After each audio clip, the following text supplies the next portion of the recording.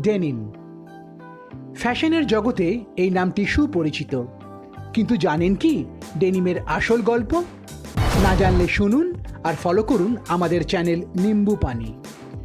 পশ্চিম আফ্রিকাতে যখন সাম্রাজ্যবাদীরা একে একে সব জমি দখল করছে, সেই সময় সেখানকার গরিব কৃষকরা যাতে ক্ষেত খামারে ভালো করে বেশি সময় ধরে কাজ করতে পারে, তাই তাদের দেওয়া হতো মোটা টেকসই কাপড়। এই মোটা কাপড়কে নিগার ক্লথ বলে ব্যঙ্গ করতেন সেখানকার সাদা বাবুরা। 1870 সালের কাছাকাছি জেকব অ্যান্ড স্ট্রস ডেভিড এই নিগ্রো কাপড় দিয়ে বানিয়ে ফেললেন ব্লু ডেনিম জিন্স। সেই সময় মার্কিন কাউবয়রা পরতে শুরু করলো এই ব্লু ডেনিম জিন্স। আপনি যদি ক্লাসিক হলিউড মুভিগুলো দেখেন তাহলে ব্যাপারটা আরও পরিষ্কার হয়ে যাবে।